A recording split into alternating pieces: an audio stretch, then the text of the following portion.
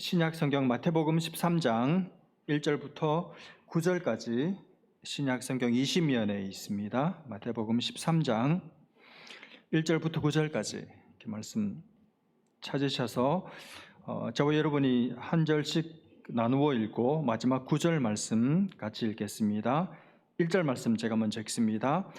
그날 예수께서 집에서 나가사 바닷가에 앉으심에 큰 무리가 그에게로 모여들거늘 예수께서 배에 올라가 앉으시고 온 무리는 해변에 서 있더니 예수께서 비유로 여러 가지를 그들에게 말씀하여 이르시되 씨를 뿌리는 자가 뿌리러 나가서 뿌릴 새 더러는 길가에 떨어짐에 새들이 와서 먹어버렸고 더러는 흙이 얕은 돌밭에 떨어짐에 흙이 깊지 아니하므로 곧 싹이 나오나 해가 돋은 후에 타서 뿌리가 없으므로 말랐고 더러는 가시떨기 위에 떨어짐에 가시가 자라서 기운을 막았고 더러는 좋은 땅에 떨어짐에 어떤 것은 100배 어떤 것은 60배 어떤 것은 30배의 결실을 하였느니라. 같이 봅니다.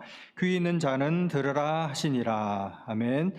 오늘 우리가 읽은 이 본문의 말씀은 여러분 잘 아시는 너무나도 유명한 씨 뿌리는 비유 혹은 씨 뿌리는 자의 비유로 알려져 있는 유명하면서도 사실은 내용이 대단히 단순한 이야기입니다. 어느 농부가 이제 씨를 뿌리는데 그 뿌린 씨가 더러는 길가에, 더러는 돌밭에, 더러는 가시밭에, 더러는 좋은 땅에 떨어졌다.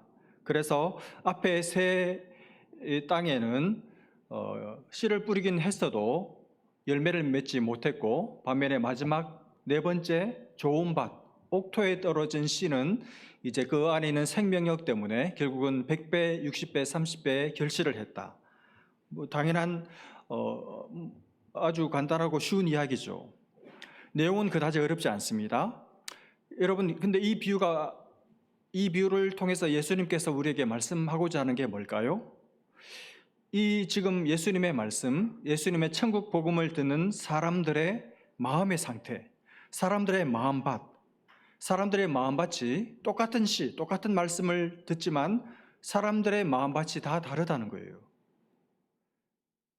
네 종류의 사람들이 있다, 이렇게도 볼 수 있고, 또 하나는 한 사람을 놓고도 그 사람의 마음의 상태가 한 가지로 딱 획일화 고정되어 있는 것이 아니고 때로는 그 사람 나의 마음밭이 때로는 길가 같을 때도 있고 때로는 돌짝밭 같을 때도 있고 때로는 가시밭 같을 때도 있고 때로는 좋은 밭일 때도 있어서 그때그때 마음의 상태, 내 마음밭에 따라서 열매가 없을 때도 있지만 때로는 풍성한 열매를 맺을 때도 있다.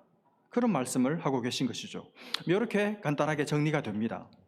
근데 여러분, 오늘 이 말씀을 놓고 오늘 우리에게 의미 있는 것은, 우리에게 중요한 것은 지금 그러면 내 마음의 상태는 어떠냐 하는 것이죠. 지금 오늘날 요즘 내 마음밭은 어떤 네 가지 종류 중에 어떤 마음밭을 가지고 있느냐 하는 것이 중요합니다. 이걸 주님은 우리에게 확인해 보라고 말씀하고 계시고 이걸 주님은 오늘 말씀의 초음파를 가지고 진단해 보기를 원하시는 것이죠. 저는 오늘 이 말씀을 여러분과 함께 나누면서 하나님께서 우리에게 은혜를 주셔서 지금 내 마음의 상태가 어떤지, 나는 어떤 마음밭을 가지고 있는 사람인지, 혹 지금은 내 마음의 상태가 어떤지를 보게 해주시기를 바라고, 만약 내 마음의 상태가 하나님의 말씀의 초음파를 통해서 앞에 세 종류의 밭 중에 하나라는 것이 발견이 된다면 하나님 앞에 은혜를 구할 마음을 받고, 그래서 우리의 마음이 바뀌어져서 좋은 밭, 옥토가 되는 그런 은혜를 주시기를 간절히 바랍니다. 하나씩 한번 살펴볼까요? 첫 번째, 주님이 생각하시는 우리가 가질 수 있는 마음밭은 길가와 같은 마음입니다. 길가와 같은 마음, 길가죠. 여러분, 농부가 씨를 뿌리는데 그 씨가 밭과 밭 사이에 있는 길가에 떨어졌습니다. 그러니까 길가에 탁 떨어지니까 그 씨가 어떻게 했습니까? 그냥 착토되지를 못하고 길가를 또르르 떼굴떼굴 굴러다니겠죠. 그 굴러다니는 씨를 새들이 보고 바로 와서 낚아채서 먹어버린 것입니다. 그러니까 여러분, 이 길가에 뿌려진 이 씨는 뿌려지자마자 생명이 발아하지도 못하고 금방 죽어버린, 금방 잡아먹힌 거예요. 그게 길가에 뿌려진 씨입니다. 사람들 마음 중에 그런 길가 같은 마음이 있다는 거예요. 여러분, 예수님은 이 비유의 말씀을 하시고 나서 이 비유를 특별히 제자들에게 풀어서 설명해 주셨습니다. 예수님은 이 길가와 같은 마음이 어떤 마음인지를 이렇게 설명해 주십니다. 19절 말씀을 한번 보십시오. 아무나 천국 말씀을 듣고, 그 다음 중요한데, 깨닫지 못할 때는 악한 자가 와서 그 마음에 뿌려진 것을 빼앗나니 이는 곧 길가에 뿌려진 자요. 여러분, 길가에 뿌려진 자, 길가 같은 마음은 어떤 마음입니까? 천국 말씀을 들었습니다. 안 들은 게 아닙니다. 분명히 들었어요. 예배에 나와서 하나님의 말씀을 들었습니다. 근데 문제는 들었는데 깨닫지를 못하는 겁니다. 그 말씀을 들었는데 그 말씀이 전혀 마음에 와닿지 않고 그냥 마음속에 어디 좀 이렇게 앉고 싶은데 앉을 때를 못 찾아가지고 떼굴떼굴 구르다가 악한 자가 와서 예배 시간에 조는 사이에 그냥 낚아채 갔다는 것입니다. 그러니 이 씨는 금방 있다 사라지고 마는 것이죠. 생명을 뿌렸는데 금방 악한 것에게 먹히고 마는 것이죠. 여러분, 정말 비극적인 마음밭을 가지고 있는 사람이죠. 여러분, 길가 같은 마음을 가진 사람, 도대체 누굴까요? 이런 마음을 가진 사람은 누구를 말할까요? 말씀을 듣고도 깨닫지 못하는 사람, 그런 마음밭을 가지고 있다고 주님 말씀하셨는데 도대체 누굴까요? 여러분, 왜 깨닫지 못하겠습니까? 말씀을 들었는데. 왜 똑같은 시, 똑같은 하나님의 말씀을 같은 예배 현장에 앉아서 들었는데 어떤 사람은 듣고 은혜를 받고 마음으로 쑥 받아들이는데 왜 이 사람은 듣고도 못 깨달을까요? 한번 생각해 보십시오. 이해력의 문제겠습니까? 문해력이, 독해력이 떨어져서 그럴까요? IQ가 낮아서 그럴까요? 만약 그게 이유라면 머리 좋은 사람은, IQ가 높은 사람은 잘 깨닫겠네요? 잘 깨닫습니까? 여러분, 제가 목회하고 설교를 해보니까 꼭 그렇지만은 않던데요? 공부 많이 한 사람이 성경을 잘 깨닫고 세상 지식이 많은 사람들이, 머리가 좋은 사람들이 말씀이 떨어졌을 때 다 은혜를 받고 기뻐합니까? 아니던데요? 그런 경우도 있지만 안 그런 경우도 많아요. 그러니 여러분, 이 사람이 말씀을 듣고도 깨닫지 못했다. 이유는 이해력의 문제가 아닙니다. 이해력이 떨어져서, 독해력이 떨어져서 깨닫지 못하는 게 아니라는 말입니다. 그럼 무슨 문제입니까? 마음이 굳어져서 그래요. 마음이 길가와 같이 딱딱하게 굳어져서, 그래서 말씀이 귀로 들려도 깨달아지지가 않는 것입니다. 그러면 여러분, 왜 마음이 굳어질까요? 왜 마음이 다른 사람과 같이 부드럽지를 못하고, 왜 마음이 뽀송뽀송 폭신폭신하지를 못하고 소가죽같이 딱딱하게 굳어질까요? 여러분, 지금 이 사람 예배를 드립니다. 말씀을 듣습니다. 예배 자리에 앉아 있어요. 말씀 듣는 자세를 취하고 있습니다. 그런데도 못 깨달아요. 자기에게 말씀하시는 하나님의 뜻, 하나님의 마음, 하나님의 생각 깨닫지를 못합니다. 왜 그럴까요? 이유는 히브리서 3장 13절이 밝혀주고 있습니다. 대단히 중요한 말씀입니다. 히브리서 3장 13절 마음으로 한번 들어보십시오. 오직 오늘이라 일컫는 동안에 매일 피차 권면하여 너희 중에 누구든지, 그 사람의 직분이 어떠하든지 관계없이 누구든지 죄의 유혹으로 완고하게 되지 않도록 하라. 무엇으로? 죄의 유혹으로 완고하게 되지 않도록 하라. 여러분, 성도가, 하나님의 말씀을 듣고 사는 성도가 마음이 딱딱하게 굳어지는 이유가 뭡니까? 왜 성도의 마음이 고집스럽고 딱딱하게 굳어지고 완고해집니까?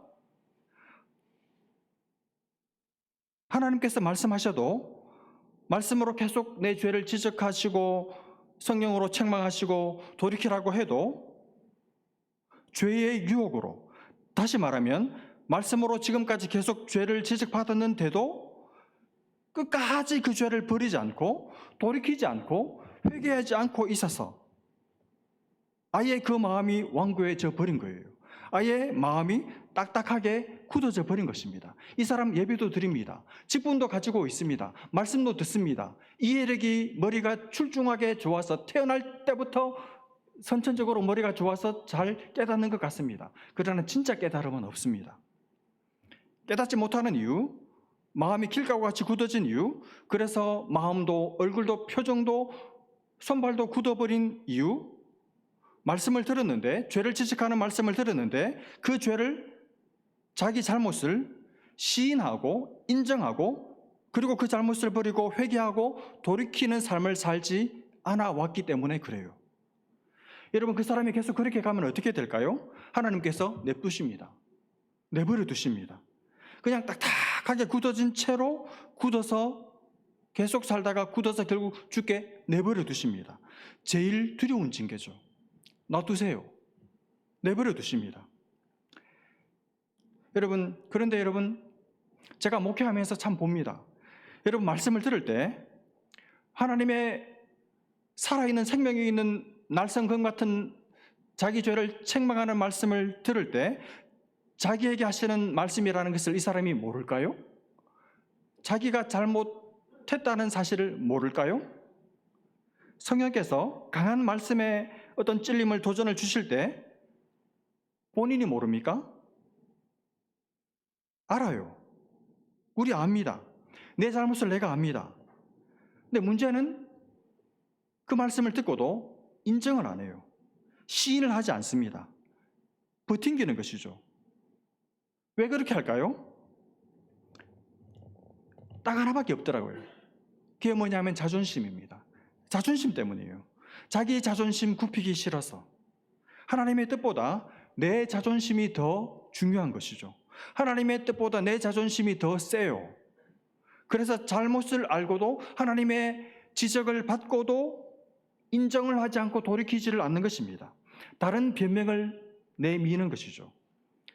그렇게 자기 자존심 지키려고 하다 보니까 마음은 점점 더 굳어지는 것이고, 하나님의 말씀이 머리와 귓가는 때리는데 마음을 뒤집어 엎어 기경하지를 못하는 것입니다. 그러니 점점 더 견고하게 굳어버리는 것이죠. 성령께서 말씀으로 감동도 주시고 은혜도 주시고 찌르시는데 그 성령을 소멸하고 성령을 무시하고 성령을 멸시하다 보니까 마음은 정말 그 옛날 애굽의 바로같이 완악한 마음으로 10번의 기적을, 하나님의 생생한 강한 손에 나타남을 보고도, 하나님의 이 손을 보고도 하나님께 고개를 숙이지 않는, 말씀을 듣고 있는 현장에서도 자기 마음의 완고함과 고집을 꺾으려고 하지 않는 성도 중에, 직분자 중에, 목회자들 중에 있다는 말입니다. 그러니 그 사람 길가 같은 마음이니까 말씀이 아무리 떨어져도 어디 앉을 데가 없으니까 그냥 떼굴떼굴 그 말씀이 굴러다니다가 새들이 보니까 너무 낚아채기 쉽잖아요. 돌아다니니까 와서 홀라당 가져가 버리는 거예요. 여러분, 이 사람의 마음속에는 뭐가 있겠습니까? 말씀 없습니다. 마음속에 새겨진, 마음속에 심겨진, 자기 인생을 붙들고 인생을 견고하게 지탱해주는 하나님의 생생한 말씀은 그 마음속에 없습니다. 대신 자존심만이죠. 아무리 예배를 드려도, 아무리 좋은 말씀, 아무리 능력 있는 말씀을 돌아다니면서 찾아다니면서 들어도 마음속에 심겨지지가 않아요. 길가니까 말씀이 뿌려져도 굴러다니다가 다 빼앗겨 버리는 겁니다. 마귀가 제일 쉬운 성도, 그냥 말씀을 쏙쏙 빼먹기 쉬운 성도, 그런 사람이 되는 것이죠. 여러분, 저주받은 마음이고 하나님의 징계 아래에 있는 사람입니다. 우리 가운데 나는 길가야, 나는 내 마음이 길가 같아, 거의 확신에 가까운데 여러분 중에 이렇게 생각하시는 분은 아마 아무도 없을 것 같아요. 내가 적어도 그 정도는 아니지, 다들 그렇게 생각하실 것 같아요. 나랑 상관없어, 이렇게 그냥 여러분 넘기지만 마시고, 여러분 주일날 이렇게 여러 사람들도 같이 있을 때 시인하기는 곤란하실 테니까 여러분 혼자 계실 때 스스로 하나님 앞에 한번 물어보십시오. 하나님, 혹시 제가 길가입니까? 혹시 진짜 제가 길가인가요? 하나님, 그러면 큰일인데요? 그리고 자리에서 박차고 일어나지 마시고 잠잠히 한번 있어 보세요. 저는 진심으로 여러분의 마음이 길가가 아니기를 간절히 바랍니다. 두 번째 마음은 5절에 흙이 얕은 돌밭 같은 마음입니다. 씨를 뿌렸는데 큰 바위 돌 위에 떨어졌습니다. 근데 그 돌 위에 얕은 얇은 흙이 있어가지고 요 씨가 그 얇은 흙 속에 파고 들어가서 어느 정도까지는 양분을 공급받으면서 자랍니다. 그런데 어느 정도 내려가서 자라다가 딱 바위를 만나는 거예요. 딱 바위를 만나는 순간 못 뚫고 들어가잖아요. 그러니까 성장이 딱 멈춥니다. 더 이상 양분을 공급받지 못하고 성장이 스톱이 되는 거예요. 그런 마음밭을 가지고 있는 사람이 있다는 말입니다. 이런 마음을 예수님이 설명을 해주십니다. 20절, 21절에서 돌밭에 뿌려졌다는 것은 말씀을 듣고 즉시 기쁨으로 받되 그 속에 뿌리가 없어 잠시 견디다가 말씀으로 말미암아 환난이나 박해가 일어날 때에는 곧 넘어지는 자요. 이 사람은 말씀을 듣고 반응을 합니다. 반응이 있습니다. 그래서 말씀이 재미있고 말씀이 참 마음에 감동이 되면 기뻐합니다. 은혜도 받습니다. 그리고 예배 마치고 나서 나가면서 목사님한테 은혜 받았다는 소리도 합니다. 고마운 성도죠. 즉각적인 반응이 있습니다. 근데 문제는 이 사람은 속에 뿌리가 없어요. 뿌리가 아직 안 난 것입니다.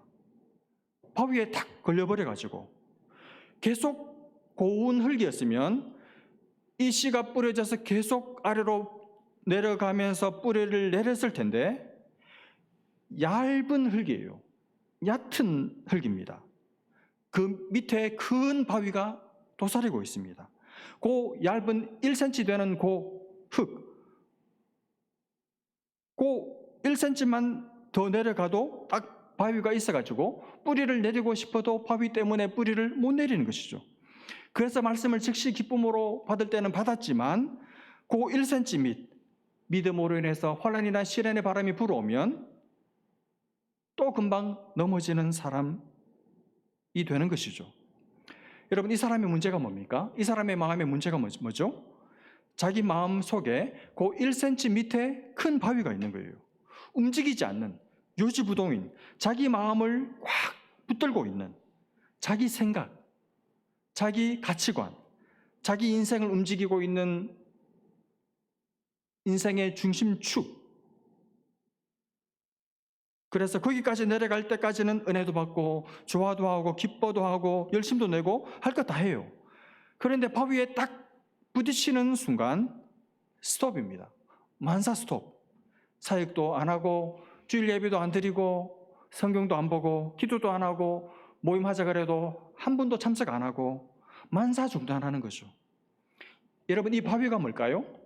자기 고집, 자기라는 우상입니다. 자기 중심성이라는 자기 인생을 움직이는 중심축, 그게 이 사람한테는 큰 바위인 거예요. 이 사람의 신앙, 이 사람의 인생을 움직이는 무게중심입니다. 이건 누구도 건드릴 수 없습니다. 이건 절대로 건드릴 수 없습니다. 이건 절대로 뽑아낼 생각이 없습니다. 아무리 하나님이라도, 아무리 성경의 감동이고 책망이어도 이건 못 건드려요. 하나님이 지존이 아니고 하나님이 로드십 주가 아니고 이 바위가 지존이고 이 바위가 자기의 우상이고 자기 신입니다. 신성불가침이죠. 여러분, 이런 사람, 이런 마음을 가진 사람은 절대로 말씀이 깊이 들어가지를 못합니다. 들어갈 수가 없습니다. 당연하죠. 바위가 막고 있는데 어떻게 들어가요? 여러분, 이런 사람이 진짜 신앙으로 들어오려면 어떻게 해야 할까요? 하나님께서 그 단단한 바위를 성령의 불로, 말씀의 방망이로 사정없이 때려서 부셔야 돼요.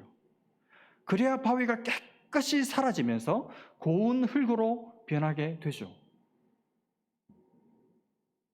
이 사람의, 그러기 전까지는 이 사람의 인생의 주인은 말씀이 아니고 하나님이 아니고 이 바위입니다. 여러분 세 번째 마음밭이 뭡니까? 7절에 가시밭입니다. 가시밭. 씨를 뿌렸는데 가시 떨기 위해 떨어졌어요. 조그만 가시. 우리가 옛날에 그 다슬기 파먹을 때 그 도움 되던 그 고마운 그런 가시가 아니고, 팔레스타인의 가시는 아주 크고 번식력이 강합니다. 그러니까 아주 큰 가시예요. 그 가시 위에 씨가 떨어졌습니다. 그러니 이 씨가 여러분 자라겠습니까? 가시에 찔려가지고 숨막혀서 죽죠. 어떤 사람의 마음은 가시밭 같다는 거예요. 그래서 말씀이 뿌려져 가지고 말씀의 은혜를 받고 감동도 받고 결심을 해도 이 가시를 예수님 뭐라 그러셨습니까? 22절에 가시떨기에 뿌려졌다는 것은 말씀을 들으나 세상의 염려와 재물의 유혹에 말씀이 막혀 결실하지 못하는 자요. 세상의 염려, 재물의 유혹, 이런 것들이 마음을 콕콕 가시처럼 찔러가지고 이 말씀의 씨를 숨막혀서 뻗어나가지 못하고 죽게 만들고 만다는 것입니다. 잘 자라는 것 같았는데 그만 근심 걱정이 마음을 짓누르고, 여러분 아무리 많아도 늘 부족한 게 돈 아닙니까? 돈 걱정, 돈 유혹이라는 가시에 찔려가지고 말씀이 마음에 발붙이지 못하게 한다는 거죠. 이런 사람도 말씀이 뿌리 내리고 열매 맺을 수 없는 거예요. 여러분 우리가 경험하지 않습니까? 걱정 없는 날이 하루라도 있습니까? 근데 걱정하다 보면 금방 말씀을 잊어버리죠. 받았던 은혜를 잊어버리게 돼요. 내가 언제 은혜 받았는지 깜맣게 잊어버리게 됩니다. 걱정이 그렇게 무섭습니다. 여러분 걱정거리 있죠? 근데 그때 어떻게 해야 합니까? 그게 가시가 되어서 나를 찌르지 못하도록 바로 그 자리에서, 걱정하는 그 자리에서 돌아서야 돼요. 돌아서서 말씀을 붙드는 것입니다. 그리고 받은 은혜를 생각하는 거예요. 그리고 하나님의 성품을 묵상하는 겁니다. 그러면 걱정거리가 있어도 그게 가시가 되지 않습니다. 하나님께 말씀과 기도로 하나님께 집중하다 보면 이전보다 이상하게 덜 걱정하게 되고 덜 생각하게 되고 점점 마음이 걱정거리가 있는데도 편해져요. 편안해집니다. 나이 드는 것이, 신앙이 자라는 것이 이런 장점이 있는 것 같아요. 그러면서 하나님께서 모든 문제를 해결해 주시는 것을 경험하게 될 줄로 믿습니다. 여러분 세 가지, 말씀이 먹히지 않는 마음밭, 말씀의 생명력이 죽어버리게 만드는 세 가지 마음밭을 생각해 봤습니다. 이제 여러분에게 한번 적용해 보십시오. 여러분의 마음밭은 어느 것입니까? 정직하게 한번 대답해 보십시오. 길가입니까? 말씀을 들어도 돌이키고 회개하지를 않아서 마음이 딱딱하게 굳어져서 말씀이 떨어져도 이제는 더 이상 마음속에 거할 곳이 없어서 이리저리 떼굴떼굴 굴러다니다가 악한 것이 와서 홀라당 채가버리는, 그래서 늘 마음에는 말씀은 없고 자기 완고함만 가지고 자기 익숙한 종교적인 습관만 가지고 신앙생활을 하는, 생을 살아가는 여러분은 혹시 길가가 아닙니까? 말씀 주신 성경을 멸시하고 말씀 주신 하나님의 은혜를 만홀히 여기는, 그러면서도 사탄한테는 제일 쉬운 그런 성도 아닌가요? 혹시 돌짝박 아니십니까? 원체 뿌리가 없다 보니까 아무리 은혜를 받아도, 아무리 말씀을 들어도, 천국 복음을 들어도 그 1cm 자기를 못 뚫고 지나가는, 늘 거기서 걸리는, 그래서 10년을 믿어도 신앙이 자라지 않는, 늘 흘가에서 놀고 있는, 여러분 찬송가 302장에 이런 찬송이 있죠. 내 주 하나님 넓고 큰 은혜는, 하나님의 은혜는 넓고 크대요. 그래서 저 큰 바다보다 깊다. 그렇죠. 하나님의 은혜가 이렇게 넓고 깊은데 문제가 뭡니까? 우리는 늘 얕은 데서 모래만 가지고 노는 거예요.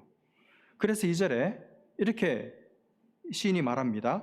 왜 너 인생은 언제나 거기서 저 큰 바다 물결을 보고 들어가서 한번 맛볼 생각은 하지 않고 겁을 집어먹어가지고 못 간다 그러면서 그 민 모르는 그 깊은 바다 속을 한 번도 헤아려 보지를 않느냐, 이렇게 탄식하는 거죠. 그러면서 3절, 많은 사람이 얕은 물가에서 저 큰 바다 가려다가 찰싹거리는 작은 파도 보고 마음이 졸여서, 마음이 쫄아가지고 못 가네.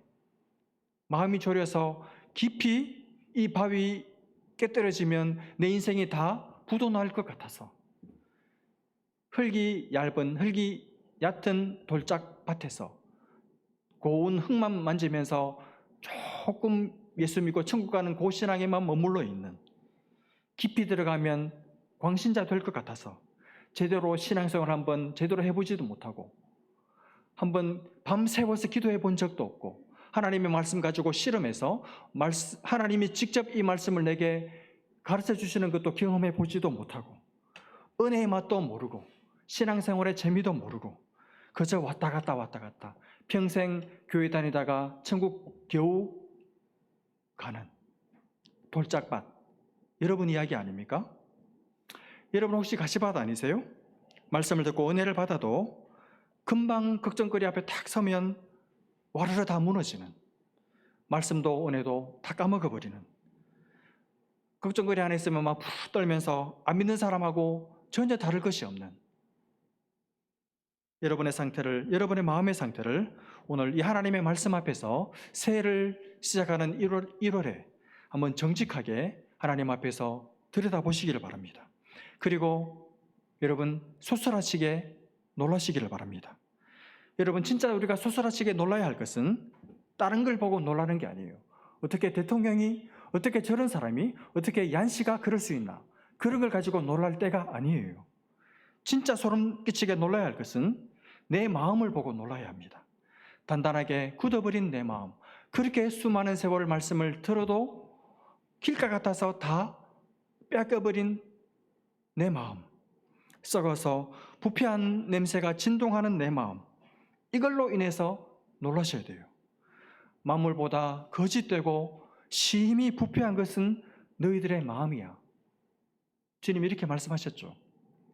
그리고 뭐라고 말씀하셨습니까? 누가 능히 이를 알리오마는, 무슨 말입니까? 그걸 사람들이 모른다는 거예요.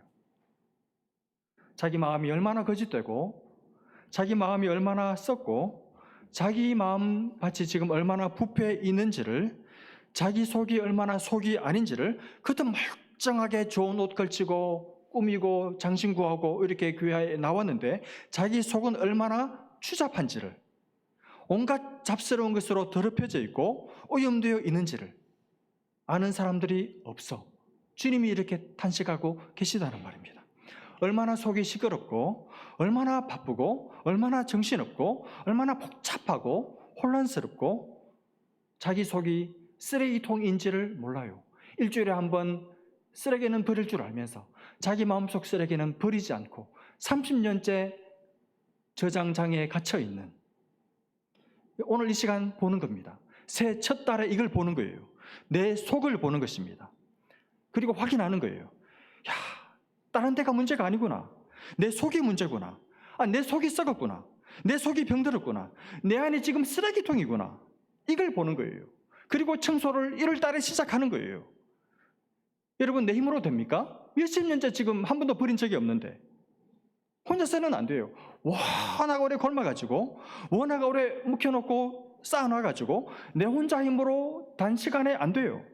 성령님의 도우심을 받아야 돼요. 계속 말씀의 지적, 말씀의 감동, 말씀의 책망을 들으셔야 됩니다. 그리고 하나님의 사랑으로 계속 채워야 돼요. 하나님의 사랑을 내 속에 듬뿍듬뿍 부어 담아야 됩니다. 그래야 아팠던 마음이 치료가 돼요. 그래야 상처받았던 마음이 회복이 돼요. 성령께서 내 속을 청소를 해주셔야 됩니다. 그렇게 해서 내 속에 있던 쓰레기통을 비우고 깨끗이 청소하고 2026년을 시작하는 거예요. 바로 그 좋은 밭에 이제 새로운 말씀, 새로운 비전을, 새로운 은혜를 담는 것이죠. 그러면 내 마음이 청소가 되고 내 마음이 새로워지고 내 마음이 변했기 때문에 내가 새 사람이 됐고 새 사람인 내가 새해를 시작하게 되는 줄로 믿습니다. 여러분 새 사람 되셔서 새로운 인생을 사는, 그래서 주님 말씀하신 그대로 좋은 밭에 100배, 60배, 30배 열매를 올 한해는 반드시 맺는 풍성한 새해 되시기를 주님의 이름으로 축복합니다. 기도하겠습니다. 하나님 아버지, 새로워지고 싶습니다. 우리를 새 사람 되게 하여 주옵소서. 새로운 마음, 좋은 마음, 옥토 같은 마음으로 우리를 변화시켜 주셔서 단단하게 굳은 마음, 아무리 하나님의 말씀을 들어도 내 마음이 길가 같아서 떼굴떼굴 굴러다니다가 다 채가버리는 그런 굳은 마음이 아니라, 돌박 같은 마음이 아니라, 1cm 밑에 큰 바위가 있는 마음이 아니라 다 깨뜨려 부셔져서 이제 고운 흙으로 가득한 깨끗한 마음밭이 되어서 어떤 말씀의 씨앗이 떨어져도 감사함으로 기쁨으로 받고 그 말씀을 마음에 끌어안고 그 말씀이 이루어지기까지 인내함으로 말씀의 결실이 내 삶 가운데 100배, 60배, 30배 열매로 나타나는, 그래서 내 마음의 정원이 화려하고 아름답고 황홀할 만큼 기쁨이 충만하고 나를 바라보는 이들마다 당신의 삶 속에 가득한 하나님의 열매가 너무나도 아름답다고, 눈부시게 아름답다고 고백하며 흠모하는 결실을 맺는 한 해 될 수 있도록 하나님 우리를 새 사람, 새 마음을 가진, 옥토의 마음을 가진 사람으로 바꾸어 주옵소서. 믿고 감사하며 예수님의 이름으로 기도합니다.